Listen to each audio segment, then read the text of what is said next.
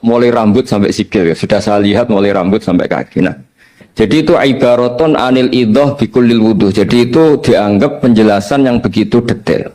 Sehingga alif lam mim itu ya dianggap kayak pokoknya Quran ini menjelaskan ABCD. Itu mukhatabnya, itu pasti paham maksudnya demikian.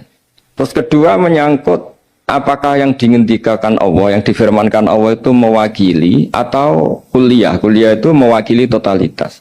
Misalnya begini, kalau kita nikah sama perempuan, misalnya namanya Sri gitu, bisa saja punya adik namanya Dwi, atau punya mbak namanya Dwi.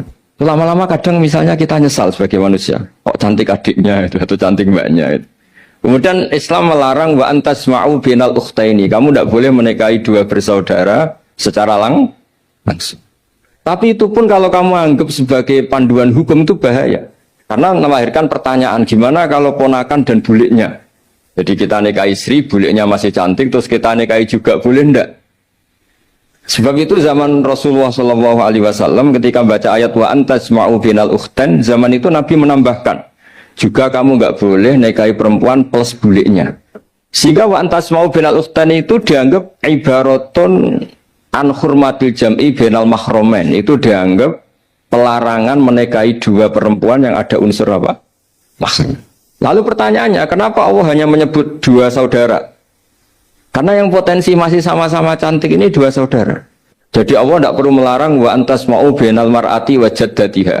Karena kalau itu kan orang-orang agak-agak waras kan kira-kira gitu, masa tertarik cucunya karena umur 17 juga tertarik mbahnya yang 80 tahun, kira-kira tidak usah dilarang juga nggak kepikiran kan gitu. Tapi kalau saudara kan kepikiran.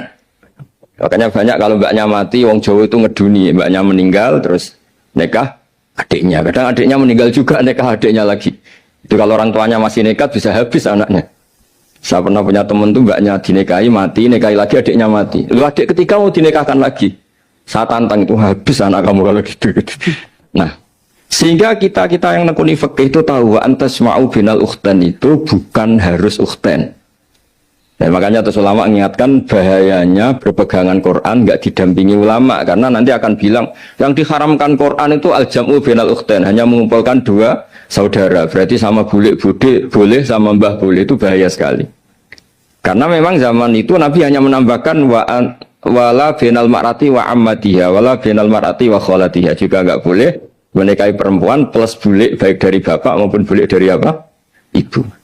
Nabi zaman itu tidak menambahkan wala binal mar'ati wa jaddatiha, karena dikira itu normalnya orang pasti tidak kepikiran nikah perempuan plus mbahnya karena umurnya